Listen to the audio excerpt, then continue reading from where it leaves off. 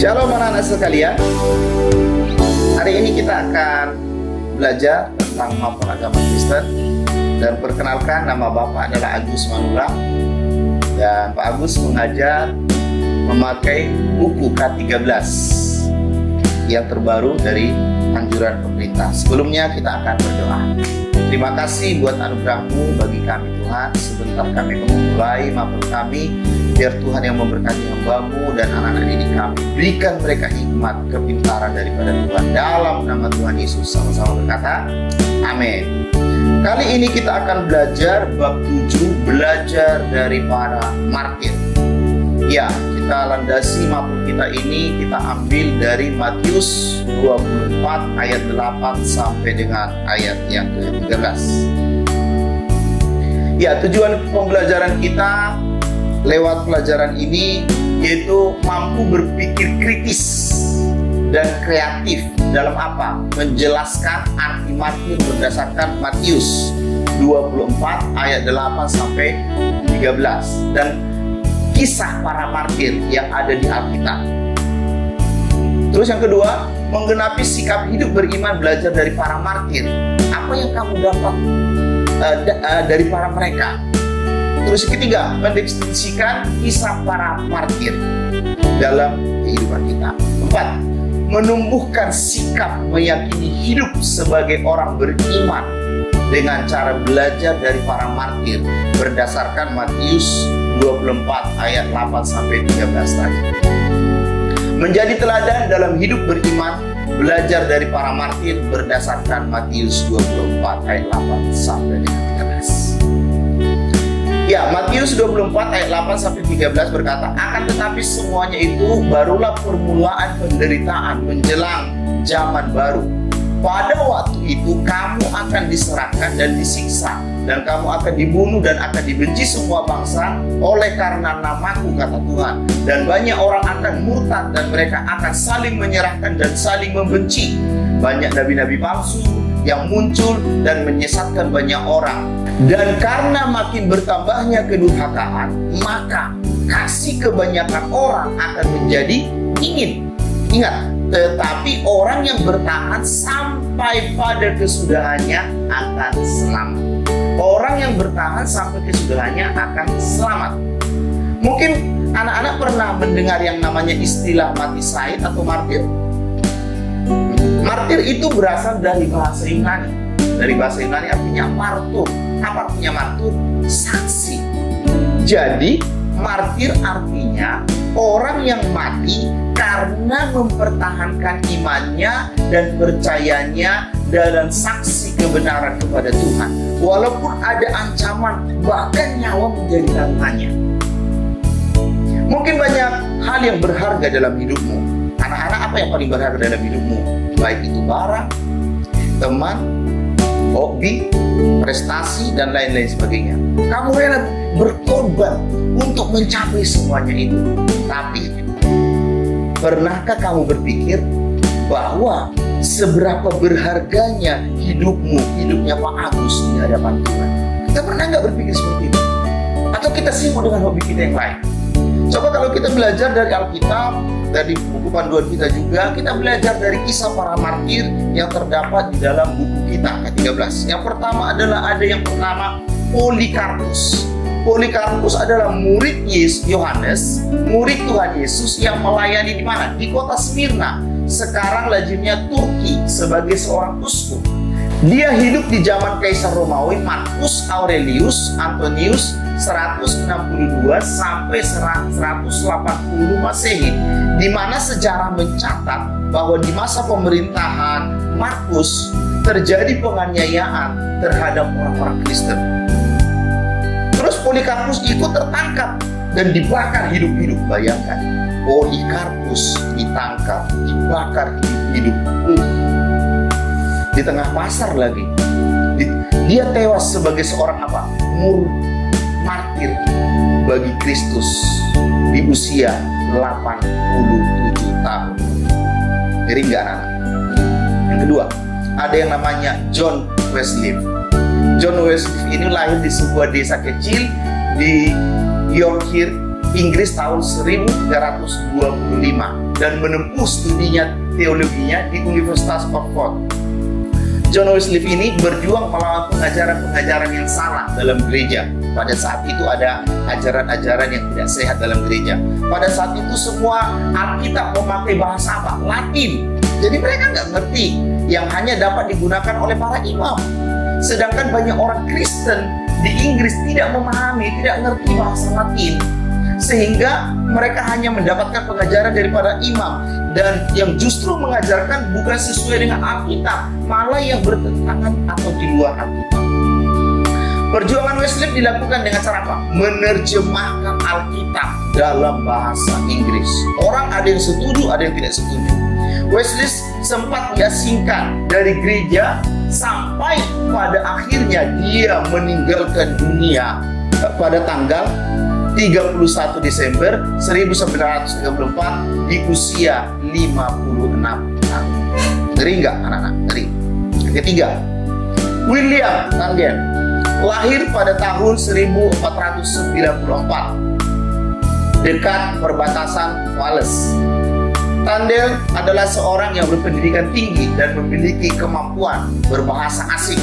Jadi dia punya kemampuan kelebihan dalam bahasa. Bahasa apa yang dia miliki adalah bahasa Inggris, bahasa Ibrani, bahasa Yunani, bahasa Jerman, bahasa Latin, dan bahasa Spanyol. 6 bahasa yang dia pelajari, yang dia kuasai. Dia pernah bersekolah di mana? Di Oxford. William ini akhirnya menyerahkan hidupnya untuk apa? Mempelajari Alkitab. Yang dipelajari Alkitab loh, bukan komik, bukan koran dan lain sebagainya. Alkitab. Dan menerjemahkan Alkitab itu dalam bahasa Inggris. Dia dicatat di dalam sejarah sebagai orang yang pertama menerjemahkan Alkitab dari bahasa aslinya Ibrani dan Yunani ke dalam bahasa Inggris. Jadi anak-anak, kalian pernah yang namanya mendengar istilah Alkitab terjemahan NIV, New King James Version. Itu salah satunya adalah terjemahan daripada beliau, ya kan? Dan masih banyak terjemahan yang lain yang sudah dikolaborasi dengan itu. Next.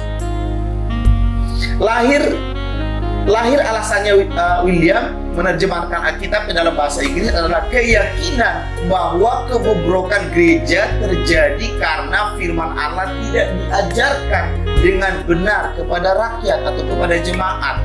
Alkitab disembunyikan sehingga tidak dapat membaca, bahkan akibatnya banyak ajaran-ajaran yang diterima oleh rakyat dengan salah pada saat itu. Sehingga lewat adanya William ini, maka diluruskan pengajaran itu. Gereja pada saat itu tidak menyukai apa yang dilakukan oleh William, sehingga terjemahannya dianggap sebagai apa? Terjemahan yang salah atau menyesatkan. Loh, malah terbalik. William itu menerjemahkan dari Latin, ya, Ibrani, Yunani ke Inggris. Malah orang-orang itu nggak bersyukur gitu kan, supaya mereka nggak ngerti. Malah disalahkan. William salah. Tapi alhasil karena dia memperjuangkan itu, nyawa taruhannya dia. Terus ada yang selanjutnya. Yang keempat adalah ada yang namanya John Bunyan. John Bunyan itu adalah lahir pada tanggal 30 November 1628 di mana? Di Horwood, Inggris. Dia adalah seorang sastrawan jenius, pintar dia, jenius. Kalau anak-anak lihat mukanya dia, sangat mencerminkan auranya, dia jenius. Salah satu karyanya yang terkenal adalah The Pilgrim's Progress atau Perjalanan Seorang Musafir yang diterbitkan tahun 1678. Pada tahun 1660, di saat Raja Charles II memerintah di Inggris, terjadi penganiayaan terhadap siapa? Orang-orang Kristen. Orang Kristen yang tidak sepaham dengan gereja Inggris. Salah satunya ditangkap adalah John Bunyan ini. Yes. John Bunyan dipenjarakan selama 12 tahun. Kondisi penjara yang buruk tidak membuat semangat iman John Bunyan ini runtuh. Dia tetap berkarya lewat apa? Tulisan-tulisannya. Sampai tahun 1672, Raja Charles II ini membatalkan semua hukuman kepada John ini. Karena apa? Dibebaskan dan dia terus berkarya. Oh, puji Tuhan. ada angin segar terjadi dalam dirinya.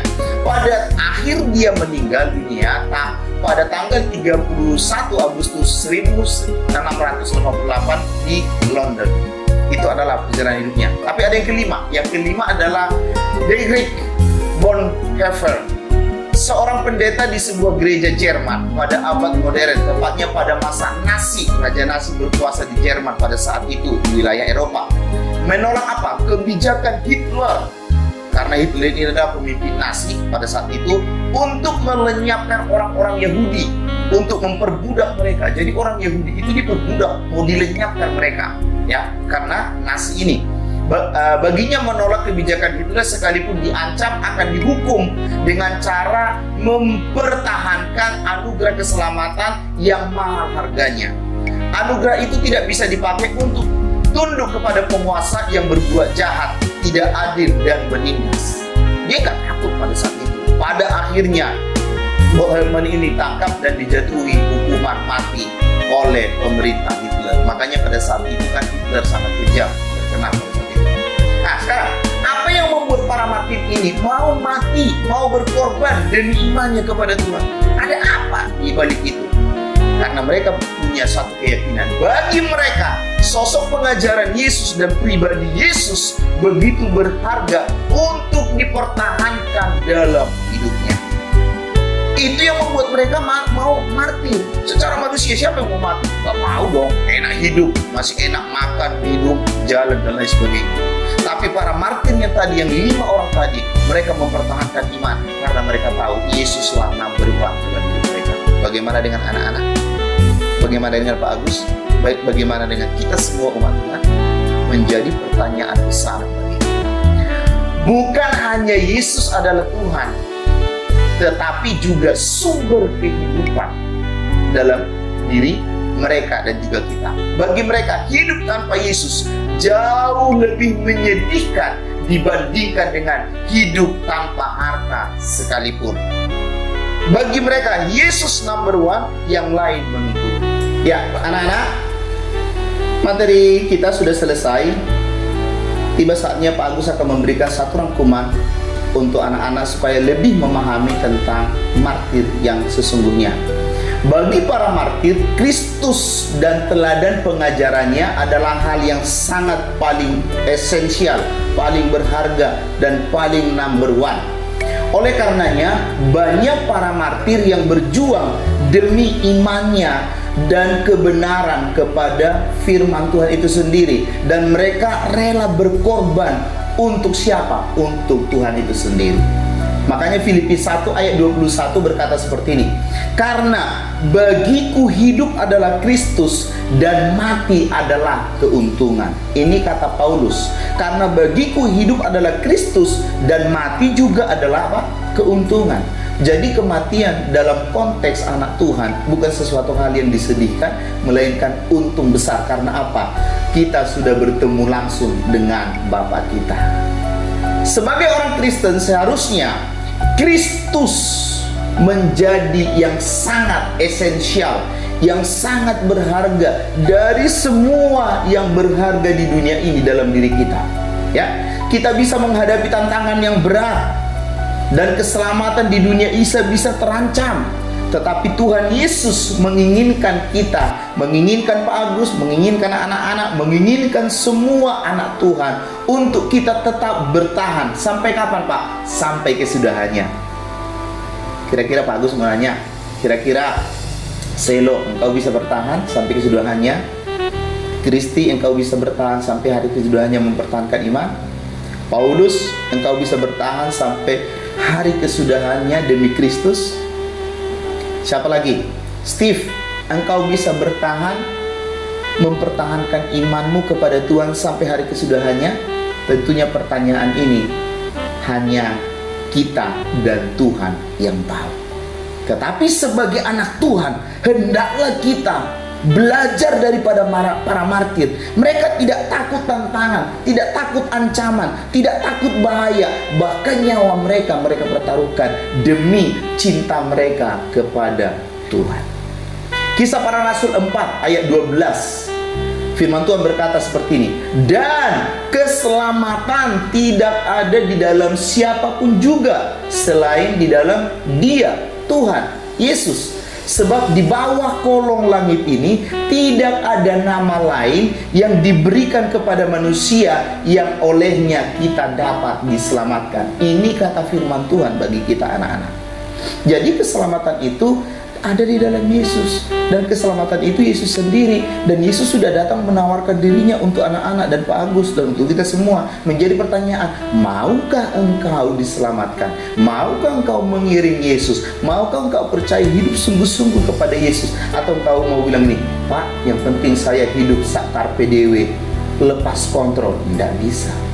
Kita sebagai anak Tuhan, pedoman kita adalah firman. Teladan kita adalah Yesus.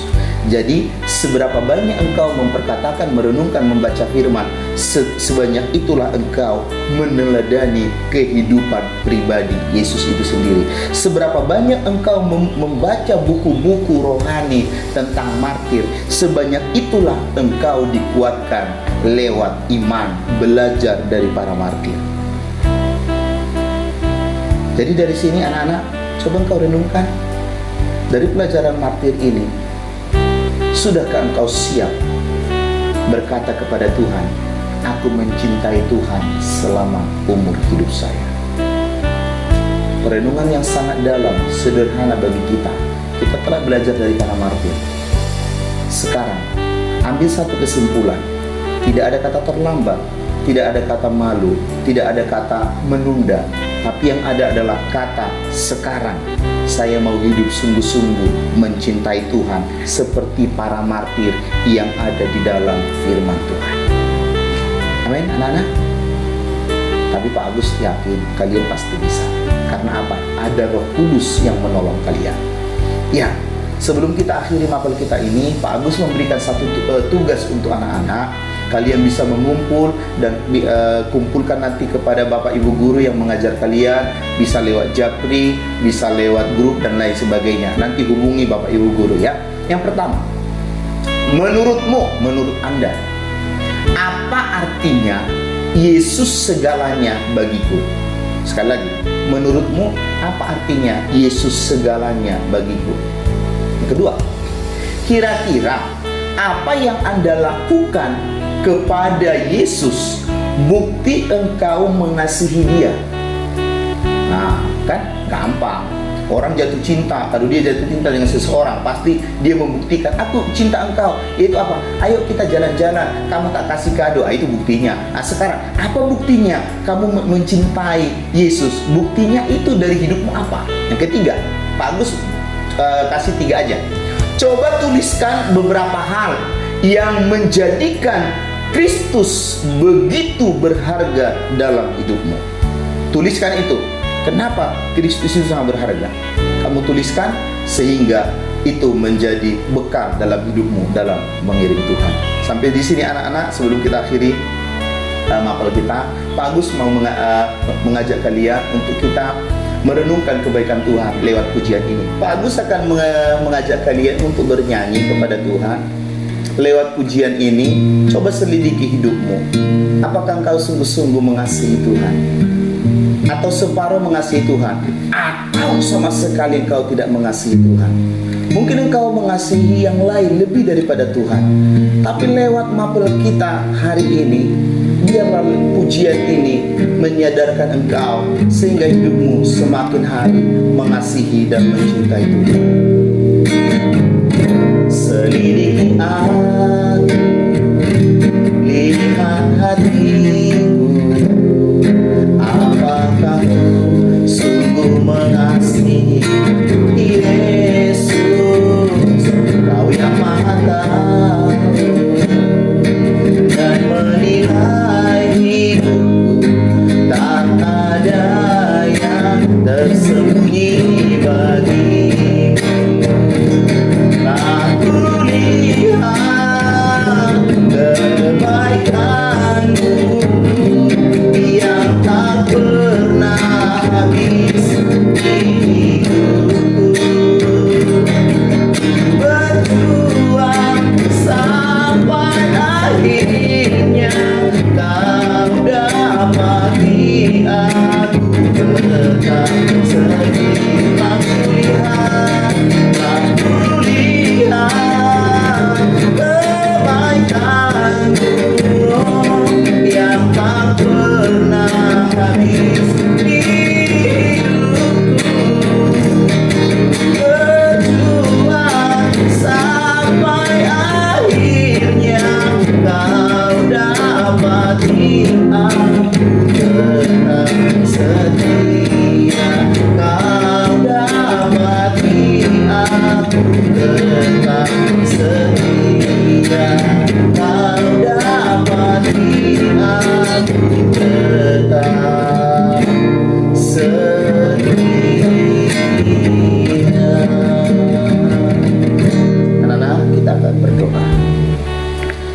kasih Tuhan Yesus buat mapel kami hari ini. Terima kasih lewat pelajaran kami hari ini. Terima kasih lewat ujian yang mengingatkan kami supaya kami tetap setia mengiring dan mencintai Tuhan. Apapun yang terjadi, Yesuslah number one dalam diri kami. Sekali Yesus, tetaplah Yesus. Dan ajar kami, tuntun kami Roh Kudus, supaya kami bisa hidup seturut dengan kehendak Yesus, mengikuti pribadi Yesus teladan hidup kami. Di dalam nama Tuhan Yesus, berkati anak-anak didik kami, sehingga mereka bukan cuma hanya mendengar setiap mata pelajaran lewat firman Tuhan, tapi mereka melakukan dalam hidup mereka, supaya nama Tuhan dipermuliakan. Dalam nama Tuhan Yesus Kristus kami berdoa dan bersyukur. Haleluya. Amin, amin. Selamat berjuang anak-anak. Tetap Yesus yang number one dalam hidupmu. Tuhan Yesus memberkati. Sampai ketemu. Bye-bye.